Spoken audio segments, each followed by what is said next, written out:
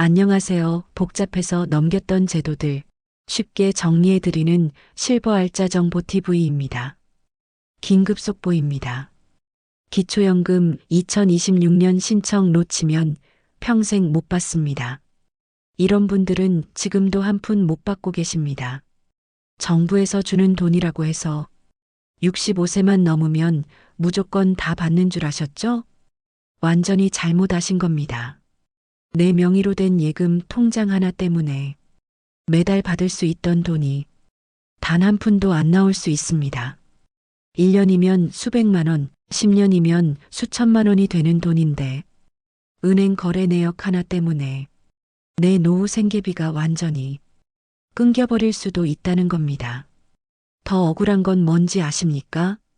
같은 동네 사는 박 씨는 나보다 자동차도 좋고 사는 형편이 나아 보이는데 기초연금을 꼬박꼬박 받고 나는 월세 사는데도 탈락한다는 사실입니다.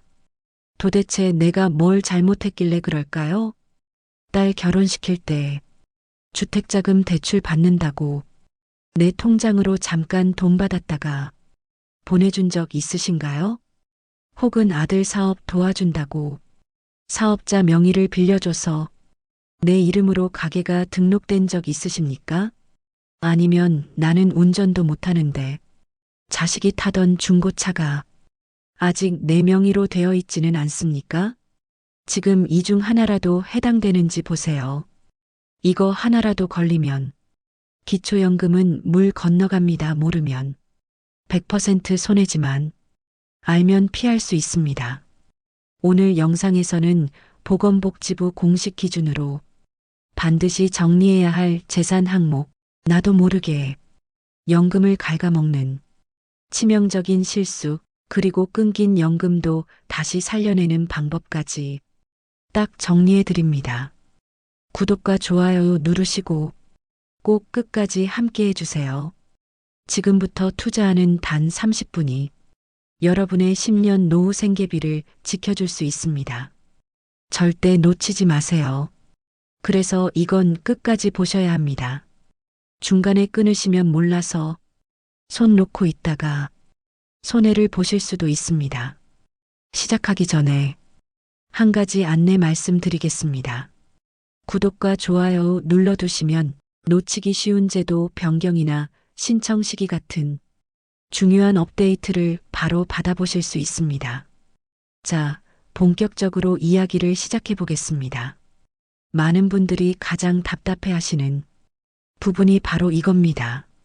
아니, 내 친구 이 씨는 나보다 사는 형편이 좋은 것 같은데 기초연금을 매달 받고 나는 월세 살면서 근근히 버티는데도 탈락이라니 이게 말이 됩니까?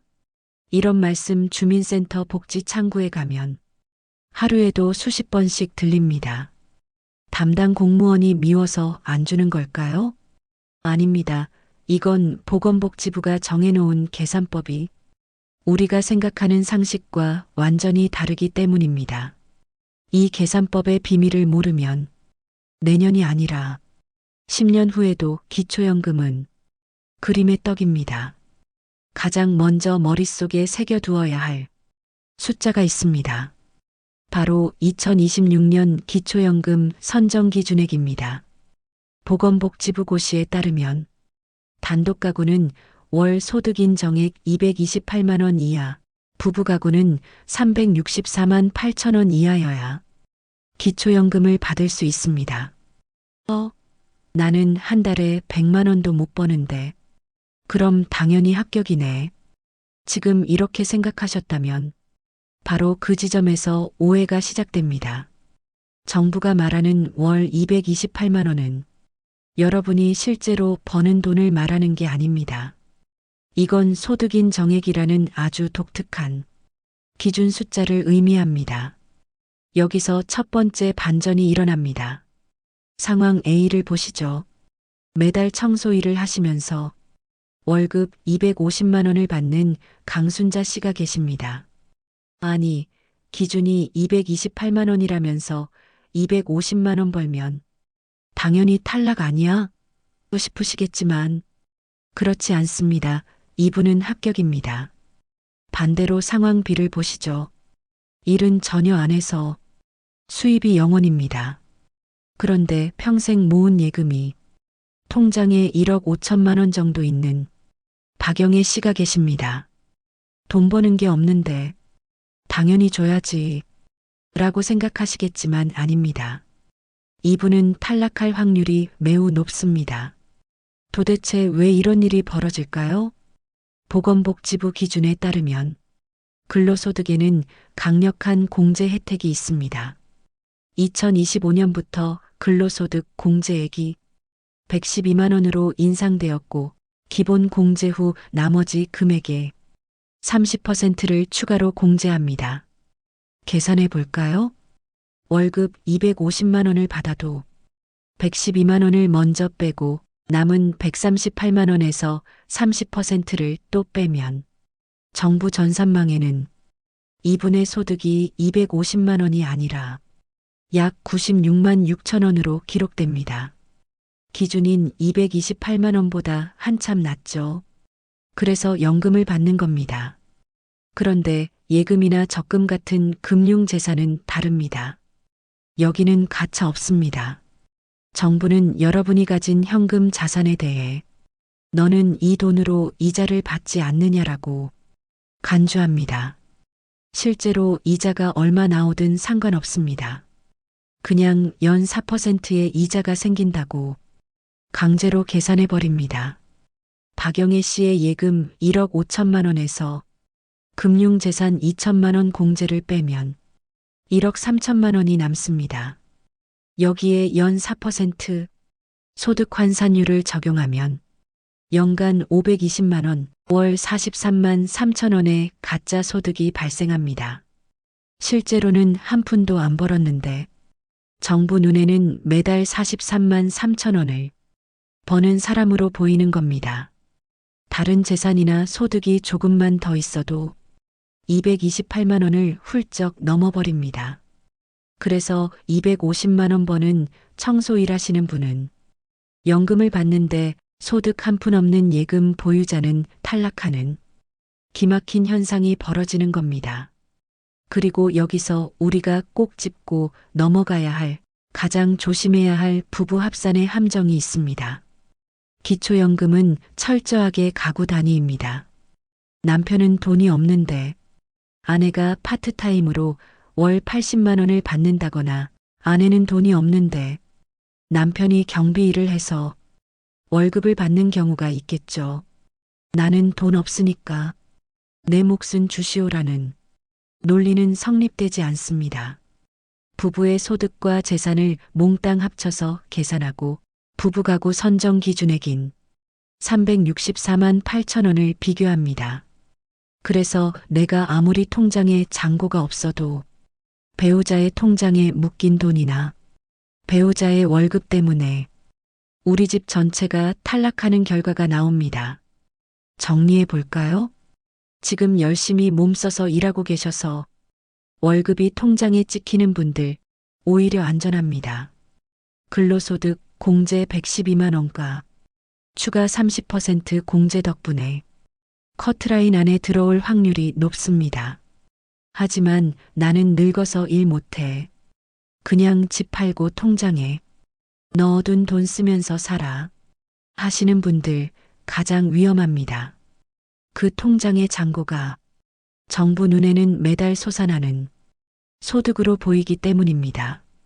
일에서 버는 250만 원은 눈 감아주지만 통장에 잠자고 있는 1억 원은 눈에 불을 켜고 찾아내는 것.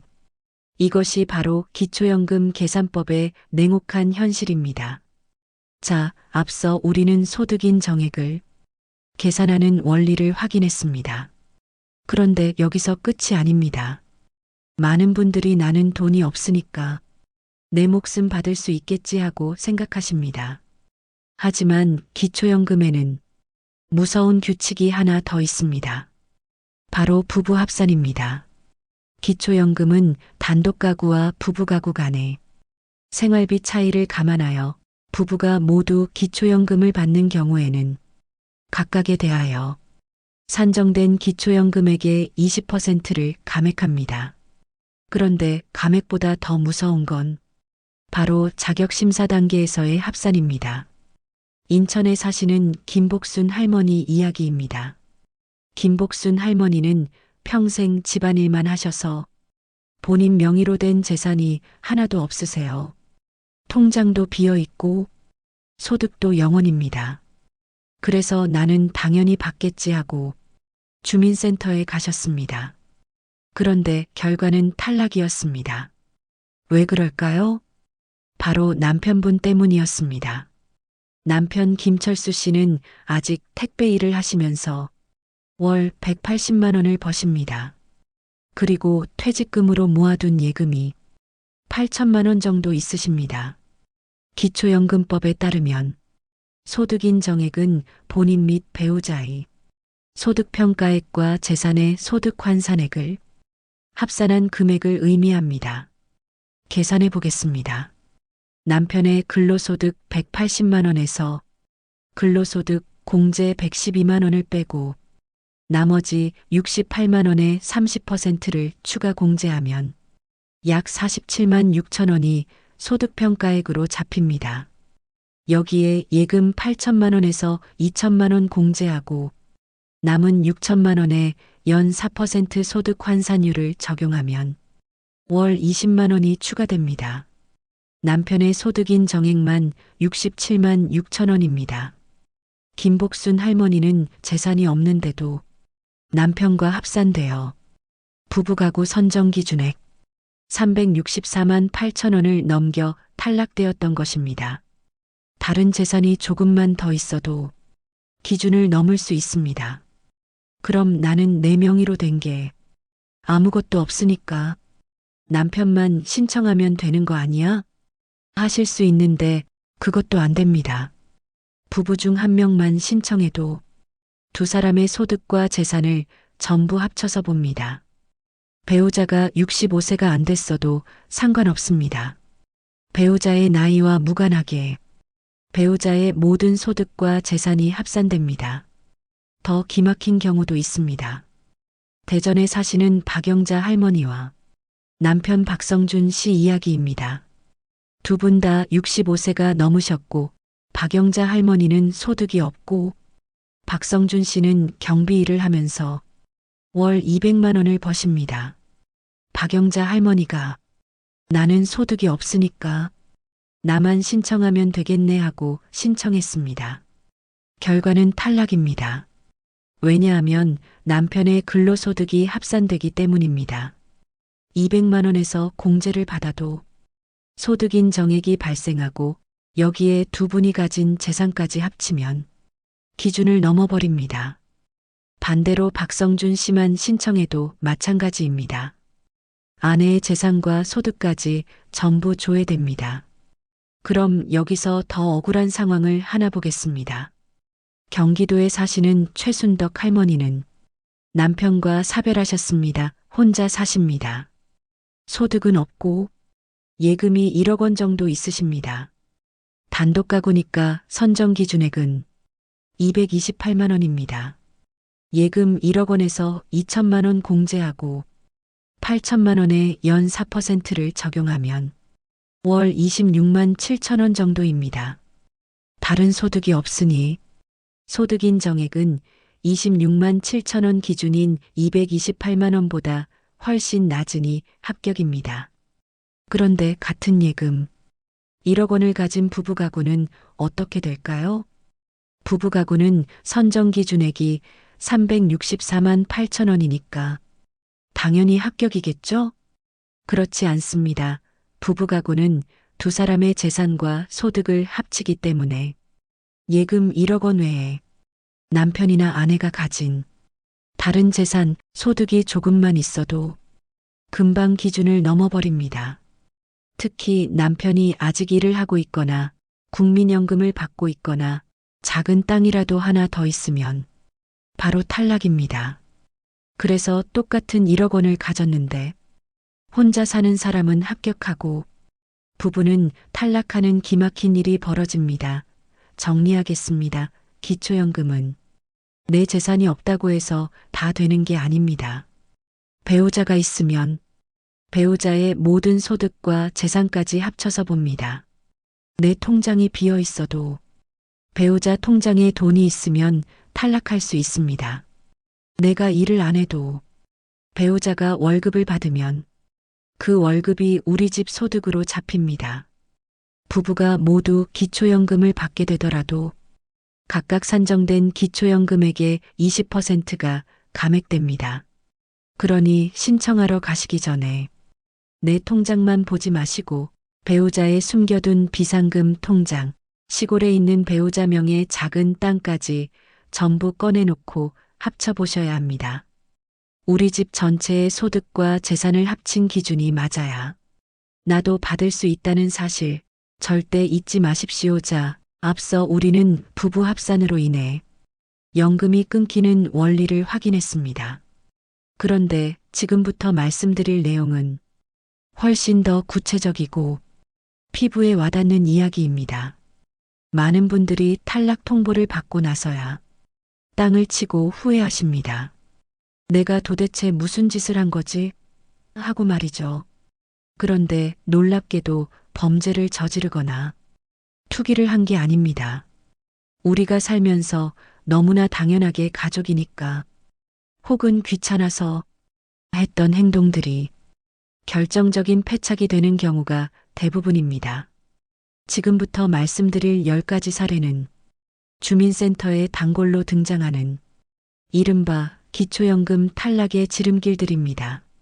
나는 과연 이 지뢰밭을 무사히 피해가고 있는지 하나씩 점검해 보시기 바랍니다. 첫 번째, 가족끼리 돈을 주고받는 실수입니다. 이건 정말 흔한 일인데요. 울산에 사시는 김정숙 할머니 이야기입니다. 아들이 이번에 전세집을 옮기는데 날짜가 안 맞아서 전세 보증금 9천만 원을 딱 2주일만 엄마 통장으로 받았다가 보내주자고 했습니다. 김정숙 할머니는 아들 믿고 통장을 빌려줬죠. 2주일 뒤에 아들은 돈을 다시 빼갔습니다. 그런데 어떻게 됐을까요? 김정숙 할머니는 기초연금 탈락 통보를 받았습니다. 통장에 9천만 원이 찍힌 순간 그 돈은 김정숙 할머니 금융재산이 됩니다. 나중에 다시 돌려줬다고 해도 나라는 그걸 재산을 자녀에게 증여했다고 의심합니다. 고작 2주일 돈 보관해준 실수로 김정숙 할머니는 연금 심사에서 탈락하는 억울한 상황이 벌어졌습니다. 두 번째, 차명 계좌의 유혹입니다. 광주에 사시는 최철수 할아버지는 평생 모은 돈 7천만 원을 본인 명의로 두면 연금 못 받을까봐 딸 이름으로 된 통장에 넣어두셨습니다. 그리고 통장이랑 도장은 할아버지가 서랍 깊숙이 보관하고 계셨죠. 딸 이름이니까 모르겠지 하셨을 겁니다. 하지만 천만의 말씀입니다. 나라에서는 돈의 흐름을 다 봅니다. 딸 명의 통장이지만 할아버지가 도장 찍고 돈 관리한 게 드러나는 순간 그 돈은 다시 할아버지 재산으로 잡힙니다. 결국 연금도 못 받고 금융실명제법 위반으로 과태료 폭탄까지 맞을 수 있습니다. 혹 때려다 혹 붙인 격이 되는 겁니다. 세 번째, 부동산을 싸게 넘기는 실수입니다. 대구에 사시는 임선희 할머니는 아들이 결혼할 때 집 마련하는 게 안쓰러워서 시세가 4억 원인 본인 아파트를 아들에게 2억 5천만 원에 파셨습니다. 싸게 팔았으니 내 재산이 줄어서 연금 받기 좋겠네 라고 생각하셨죠. 결과는 정반대였습니다. 정부는 임선희 할머니 4억짜리를 2억 5천에 파셨네요. 그럼 나머지 1억 5천만 원은 아들에게 공짜로 준 거나 마찬가지네요. 증여입니다라고 판단합니다. 더 무서운 건 이미 팔아버린 그 1억 5천만 원 어치의 집값이 전산상으로는 여전히 임선희 할머니 재산으로 남아있다는 겁니다. 집은 없는데 재산은 있는 귀신이 고칼 노릇이 벌어진 겁니다. 네 번째, 사업자 등록증 방치 실수입니다. 대전에서 분식집을 하시다가 4년 전에 문을 닫은 박경호 씨 이야기입니다. 장사가 안 돼서 가게는 접었는데 폐업 신고하는 게 귀찮아서 사업자 등록증을 그냥 두셨습니다. 돈도 못 버는데 종이 한 장이 무슨 상관이야 하셨겠죠? 그런데 이 종이 한 장 때문에 연금이 끊겼습니다. 정부는 박경호 씨 사업자 등록이 살아있네요. 그럼 사장님이시니까 추정소득을 적용하겠습니다 하고 제멋대로 월 소득을 매겨버린 겁니다. 실제로는 10원 한 장 못 버는데 서류상 사업자로 되어 탈락하셨습니다. 다섯 번째, 자동차 문제입니다. 이 부분에서 정말 많은 분들이 피눈물을 흘리십니다. 강원도에 사시는 정호준 씨 이야기인데요. 평생 고생한 나를 위해 큰맘 먹고 4,500만 원짜리 중고차를 한 대 뽑으셨습니다. 2024년부터는 배기량 기준이 폐지되어 차량가액만 봅니다. 차량가액이 4천만 원을 넘어가면 그 차는 고급 자동차로 분류되고 차량가액 100%가 월 소득으로 반영됩니다. 즉, 정호준 씨는 매달 4,500만 원을 버는 고소득자로 둔갑해버린 겁니다. 당연히 연금은 영원 한 푼도 못 받게 되셨습니다. 여섯 번째, 보험해약의 배신입니다. 광주에 사시는 윤정순 할머니는 무릎 수술비가 급해서 25년 붙던 저축보험을 깼습니다. 해약 환급금으로 2,800만 원을 받으셨죠. 그 돈으로 수술비 내고 한숨 돌리나 했는데 다음 달 바로 기초연금 정지 문자가 날아왔습니다. 나라에서는 보험을 깨서 받은 목돈을 갑자기 생긴 금융재산으로 봅니다. 쓰려고 찾은 돈인데 그 돈 때문에 소득인 정액이 확 늘어난 걸로 계산돼서 매달 나오던 연금이 끊기는 악순환이 시작된 겁니다. 일곱 번째, 자녀 통장 관리의 함정입니다. 인천에 사시는 강순덕 할머니는 아들이 미국에 나가 살고 있습니다. 그래서 아들 명의의 한국 통장을 할머니가 대신 관리해주고 계셨죠. 그 통장에서 할머니 공과금도 내고 쌀값도 내고 하셨습니다. 복지당국은 아들 통장인데 할머니가 생활비로 쓰시네. 그럼 이 돈은 사실상 강순덕 할머니 돈이네라고 간주합니다. 아들이 보내준 생활비 통장이라도 강순덕 할머니가 마음대로 입출금하고 쓰시면 그 잔고 전체가 강순덕 할머니 재산으로 잡혀버릴 수 있습니다. 여덟 번째, 숨겨둔 월세 소득입니다. 경기도에 작은 빌라 하나 갖고 계신 조상태 할아버지 이야기입니다. 방 한 칸을 월세 35만 원에 세를 놓으셨는데 세금 내기 싫어서 신고를 안 하셨습니다. 세입자랑 말 맞췄으니까 모르겠지 하셨죠. 그런데 세입자가 연말정산 받겠다고 국세청에 월세 공제 신청을 해버린 겁니다. 그 순간 조상태 할아버지의 숨겨둔 월세 소득이 전산에 딱 떴습니다. 당연히 기초연금 공단에서도 알게 되었고 소득이 늘어난 만큼 연금은 바로 깎여버렸습니다. 아홉 번째, 5년 전 재산의 기억입니다. 충청도에 사시는 김미숙 할머니가 억울해하시는 사연입니다. 김미숙 할머니는 4년 전에 시골집을 팔아 8천만 원을 받으셨습니다. 그 돈으로 빚 갚고 손주들 용돈 주고 생활비로 다 쓰셔서 지금은 빈털터리시죠. 그래서 당당하게 연금을 신청했습니다. 그런데 탈락했습니다. 왜일까요? 김미숙 할머니가 빚을 갚았다는 증거를 내지 못했기 때문입니다. 정부는 묻습니다. 김미숙 할머니, 4년 전 그 8천만 원 어디 갔습니까? 영수증이나 통장 기록이 없으면 나라는 그 돈이 여전히 할머니 장롱 속에 현금으로 숨겨져 있다고 봅니다. 이미 다 쓰고 없는 돈인데 전산상으로는 8천만 원을 가진 부자가 되어 있는 겁니다. 마지막 10번째, 자녀 명의의 비싼 집에 사는 것입니다. 서울 강남에 사는 아들이 성공해서 어머니를 본인의 15억짜리 아파트로 모셨습니다. 어머니는 본인 집도 없고 소득도 없으니 나는 당연히 기초연금 받겠지 생각하셨죠. 그런데 결과는 탈락이었습니다. 어머니가 깜짝 놀라 물었죠. 아니, 나는 얹혀 사는 식객일 뿐인데 왜 돈이 있다고 합니까? 하지만 답변은 이렇습니다.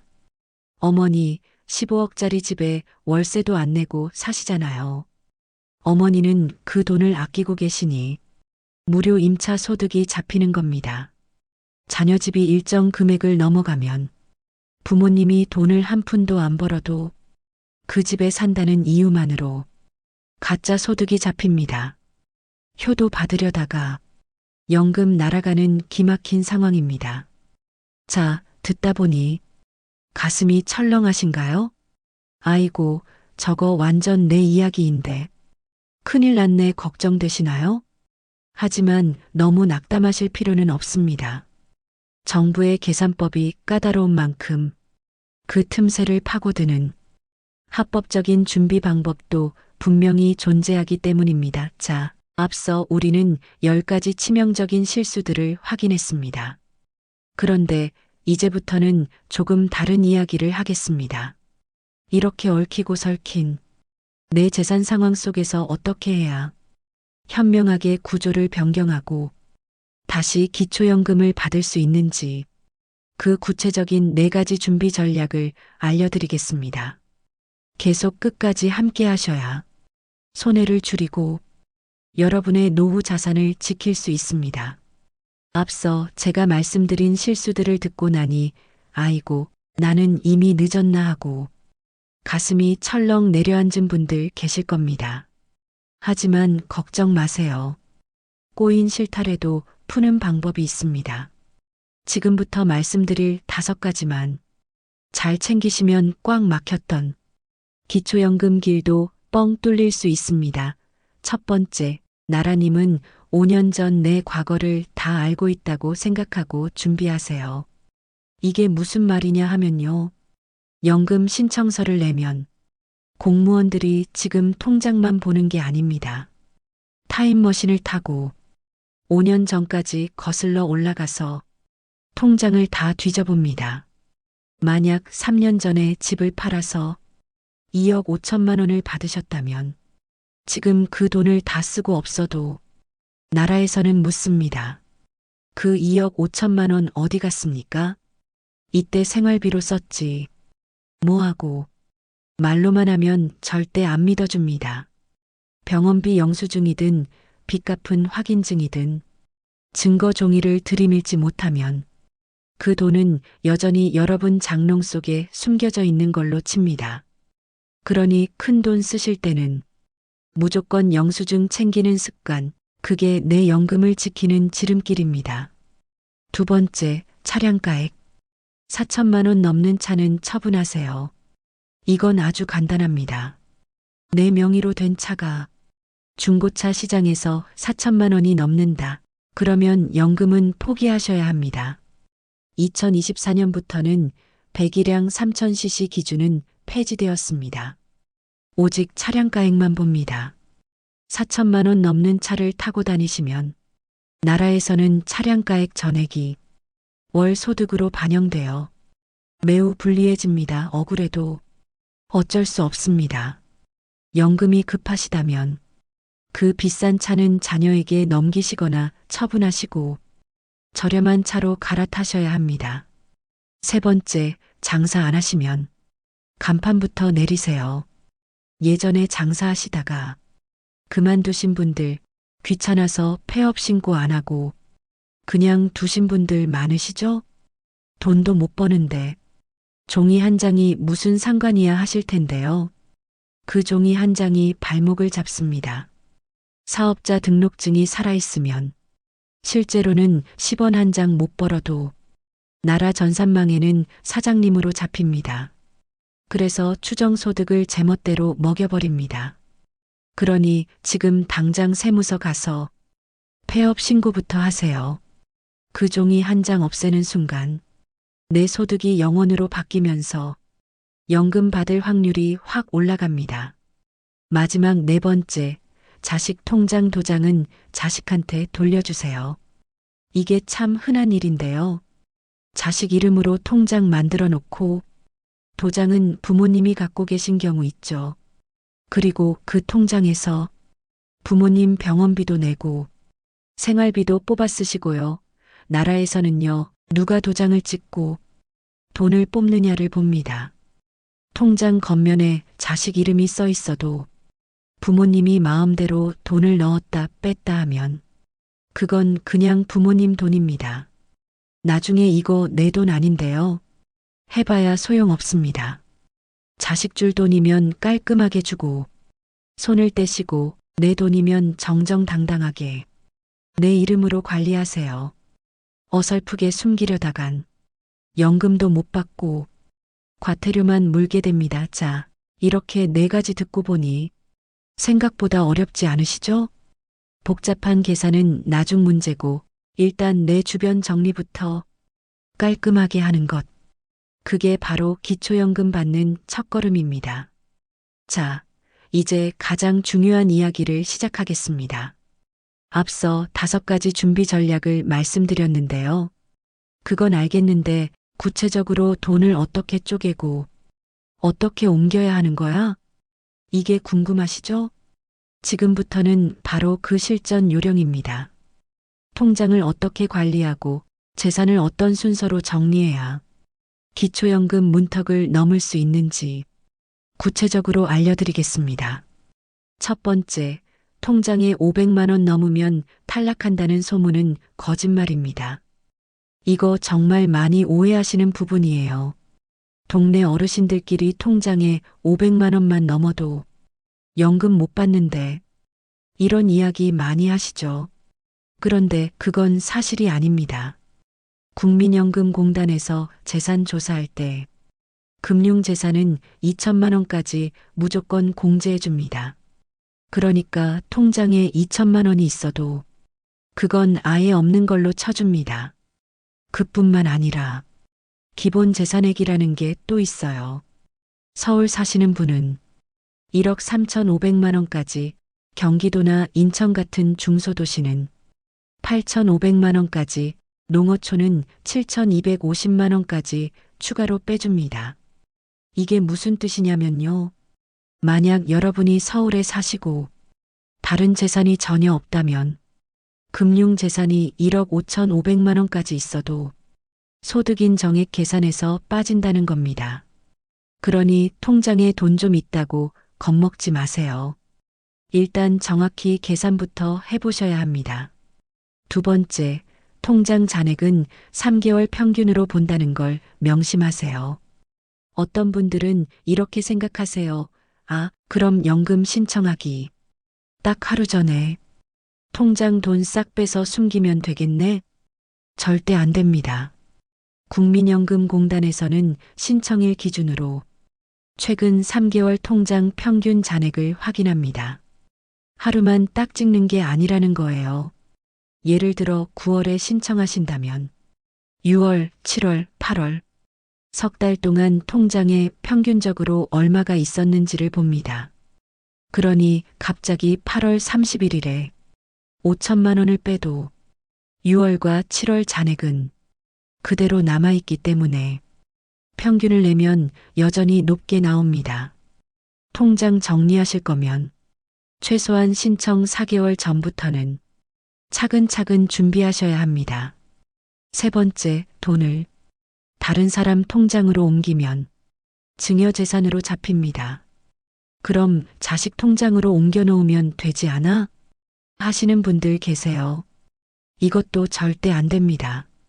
만약 여러분 통장에서 1억이 갑자기 사라졌는데 어디에 쓴 영수증도 없고 부동산을 산 것도 아니면 나라에서는 바로 알아챕니다. 이 돈 어디 갔습니까? 이때 자식 줬어요 하면 그건 증여재산으로 분류됩니다. 증여재산은 매달 자연적 소비 금액이라는 걸 빼주긴 하는데요. 단독 가구는 한 달에 약 251만 원, 부부 가구는 약 305만 원씩만 쓴 걸로 인정해 줍니다. 그러니까 부부가 1억을 자식한테 줬다면 한 달에 305만 원씩 생활비로 쓴 걸로 치고 남은 금액은 여전히 재산으로 잡힙니다. 대략 3년 정도 지나야 그 1억이 완전히 소진된 걸로 인정받습니다. 급하게 돈 옮겨봤자 3년은 기다려야 한다는 얘기입니다. 네 번째, 부동산은 시세가 아니라 공시가격으로 잡힙니다. 집이나 땅 가진 분들 많으시죠? 우리 집 시세가 5억인데 연금은 글렀네 하고 포기하시는 분들 계십니다. 그런데 기초연금 재산 계산할 때는 실제 시세가 아니라 공시가격을 기준으로 합니다. 시세 5억짜리 아파트라도 공시가격은 보통 3억 5천만 원 정도 되거든요. 그리고 여기서 또 기본 재산액을 빼줍니다. 서울에 공시가격 3억 5천만 원짜리 집이 있으면 1억 3,500만 원을 빼주니까 실제로는 2억 1,500만 원만 재산으로 잡힙니다. 이 금액의 연 4%를 곱하고 12개월로 나누면 한 달에 약 71만 원 정도가 소득으로 환산됩니다. 이 정도면 다른 소득이 없으면 충분히 기초연금 받을 수 있는 범위입니다. 다섯 번째, 전세금은 일반 재산의 95%로만 계산됩니다. 전세로 사시는 분들 계시죠? 전세 보증금 1억이 있으면 나는 1억짜리 재산이 있는 거네 하고 생각하실 수 있어요. 그런데 전세 보증금은 일반 재산으로 분류되긴 하지만 거주 목적이기 때문에 95%만 인정해 줍니다. 1억짜리 전세면 9,500만 원으로만 계산한다는 거예요. 여기서 또 기본 재산액을 빼줍니다. 중소도시 기준으로 8,500만 원을 빼주니까 실제로는 1,000만 원만 재산으로 남습니다. 이 1,000만 원에 연 4%를 곱하고 12개월로 나누면 한 달 소득 환산액이 고작 3,333원입니다. 전세 산다고 겁먹을 필요 전혀 없습니다. 마지막 여섯 번째, 금융재산은 연 4% 이자로 계산됩니다. 통장에 돈이 많이 있으면 그 돈에서 이자가 나온다고 가정하고 소득으로 환산합니다. 계산 방식은 이렇습니다. 금융재산에서 2천만 원을 뺀 나머지 금액의 연 4%를 곱하고 12개월로 나눕니다. 예를 들어 통장에 5천만 원이 있으면 2천만 원을 빼고 3천만 원만 계산합니다. 3천만 원에 4%를 곱하면 연간 120만 원, 이걸 12개월로 나누면 한 달에 10만 원이 소득으로 잡힙니다. 만약 다른 소득이 전혀 없고 통장에만 5천만 원 있는 부부 가구라면 한 달 소득인 정액이 10만 원밖에 안 되니까 당연히 기초연금 받을 수 있습니다. 자, 이렇게 6가지 실전 요령을 들으니까 생각보다 복잡하지 않으시죠? 핵심은 이겁니다. 통장에 돈 좀 있다고, 집 한 채 있다고 무조건 포기하지 마세요. 공제되는 금액이 엄청나게 많기 때문에 정확하게 계산해 보면 생각보다 훨씬 많은 분들이 기초연금 받을 수 있습니다. 자, 지금까지 기초연금을 받기 위한 모든 방법을 다 배우셨습니다. 그런데 여기까지 듣고 나서도 나는 아무리 해도 재산 때문에 도저히 안 되겠는데요. 하시는 분들 계시죠? 괜찮습니다. 기초연금이 안 되면 다른 길이 있습니다. 이번 장에서는 기초연금을 대신할 수 있는 대체 혜택 2가지를 알려드리겠습니다. 첫 번째 대체 혜택, 주택연금입니다. 주택연금이라는 걸 들어보셨나요? 집은 있는데 돈은 없는 어르신들을 위해 나라에서 만든 제도입니다. 한국주택금융공사에서 운영하는데요. 쉽게 말하면 이겁니다. 내 집을 담보로 잡히고 죽을 때까지 매달 연금을 받는 겁니다. 55세 이상이면 신청할 수 있고요. 공시가격 12억 원 이하 주택을 가진 분들이 대상입니다. 여기서 중요한 게 하나 있습니다. 주택연금은 기초연금 수급자한테 특별히 우대를 해줍니다. 부부 기준 공시가격 2억 5천만 원 미만 1주택 소유자이면서 기초연금 받는 분들은 우대 지급 방식이라는 걸 쓸 수 있어요. 이게 뭐냐면 일반 주택연금보다 월 지급금을 최대 20% 정도 더 받을 수 있다는 겁니다. 예를 들어볼까요? 서울 노원구에 사시는 이순자 할머니 70세입니다. 공시가격 2억짜리 아파트 한 채 있으세요. 기초연금은 재산 때문에 못 받는데요. 주택연금 우대 지급 방식으로 신청하시면 매달 약 70만 원 정도 받으실 수 있습니다. 죽을 때까지 받으시는 거예요. 그리고 할머니 돌아가신 후에 집을 팔아서 지금까지 받은 연금을 공제하고도 남는 돈이 있으면 그건 자식들한테 갑니다. 반대로 집값이 떨어져서 모자라도 자식들한테 빚이 넘어가지 않습니다. 나라에서 보증하니까요. 주택연금의 장점은 또 있습니다. 집에서 계속 살 수 있다는 겁니다.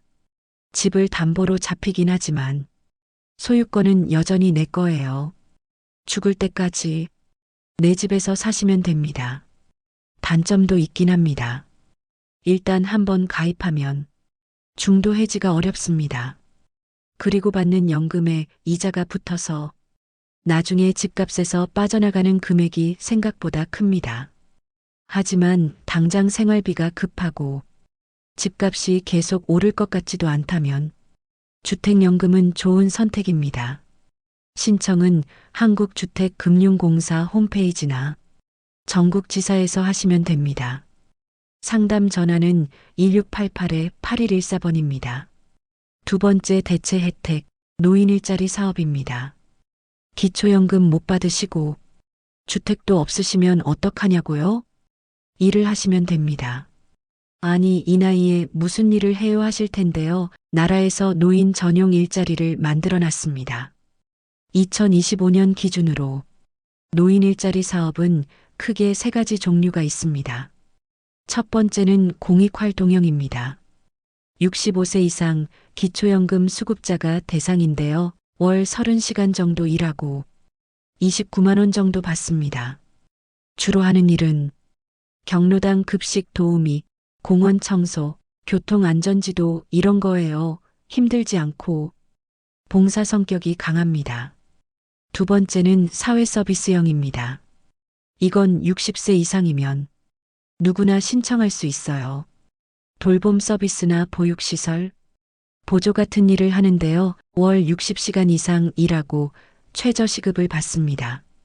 2025년 최저시급이 1만 30원이니까 한 달에 60시간만 일해도 60만 원 넘게 벌 수 있습니다. 세 번째는 공동체 사업단입니다. 이건 좀 더 전문적인 일자리예요. 카페 운영, 간병 서비스, 제과제빵 같은 거 하시는 건데요. 여기는 월급이 더 높습니다. 경력이나 자격증 있으신 분들은 이쪽으로 신청하시면 됩니다. 노인 일자리의 장점은 뭐냐? 일단 돈을 벌면서 건강도 지킬 수 있다는 겁니다. 집에만 계시면 치매도 빨리 오고 몸도 약해지는데 나가서 사람들 만나고 활동하시면 훨씬 건강하게 사십니다. 그리고 소득이 생기니까 경제적으로도 숨통이 트이죠. 단점은 경쟁률이 높다는 겁니다. 신청자가 많아서 다 받아주지 못합니다. 우선순위가 있어요. 기초연금 수급자, 저소득층, 장애인 이런 분들부터 뽑습니다. 그리고 일이 생각보다 힘들 수도 있습니다. 나이 드신 분들이 하기엔 버거운 경우도 있어요. 하지만 건강하시고 일할 의욕 있으신 분들한테는 정말 좋은 기회입니다. 신청은 매년 상반기하고 하반기에 2번 모집합니다. 2026년 모집은 2025년 11월 말부터 12월 말까지 했고요. 다음 모집은 2026년 상반기에 또 합니다. 신청은 주민센터나 노인복지관, 시니어 클럽에 가서 하시면 되고요. 온라인으로는 노인 일자리, 여기 홈페이지에서 하시면 됩니다. 상담 전화는 1544-3388번입니다. 자, 이렇게 2가지 대체 혜택을 말씀드렸습니다. 주택연금은 집 있는 분들한테 좋고, 노인 일자리는 건강하고 일할 의욕 있는 분들한테 좋습니다. 기초연금이 안 된다고 해서 포기하지 마세요. 이런 제도들을 잘 활용하시면 노후 생활비 걱정을 충분히 덜 수 있습니다. 그리고 한 가지 더 말씀드리면요. 주택연금이랑 기초연금은 동시에 받을 수도 있습니다. 주택연금 받는다고 해서 기초연금에서 자동으로 탈락하는 건 아니에요. 다만 주택연금 받는 금액이 소득으로 잡혀서 기초연금액이 줄어들 수는 있습니다. 그래도 둘 다 받으면 한 달에 적게는 50만 원에서 많게는 100만 원 넘게 받으실 수 있으니까 꼭 확인해 보세요. 처음에 제가 2026년 기초연금 한 푼이라도 더 받으려면 이 영상을 끝까지 보셔야 한다고 했습니다. 지금 이 순간까지 함께 하신 분들 축하드립니다.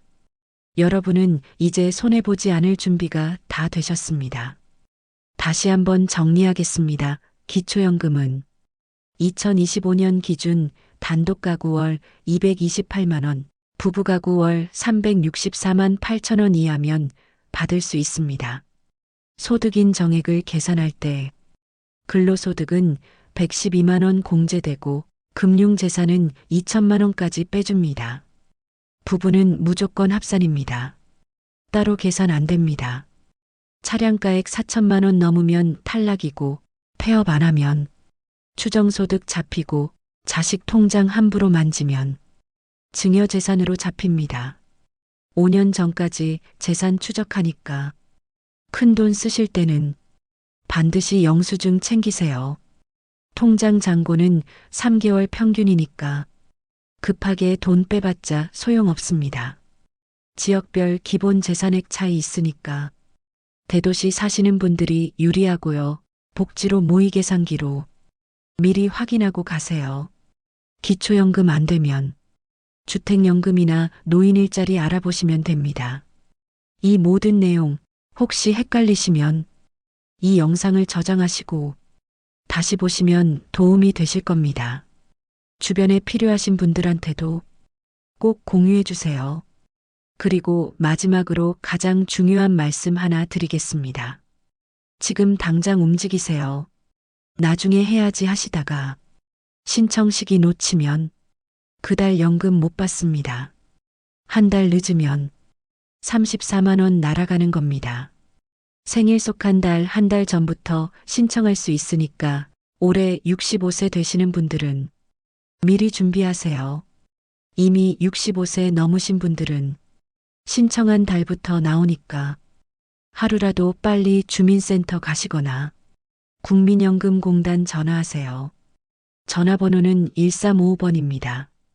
거동 불편하시면 찾아가는 서비스 신청하시면 공단 직원이 집으로 옵니다. 온라인으로는 복지로 홈페이지 들어가시면 됩니다. 여러분, 기초연금은 부끄러운 게 아닙니다.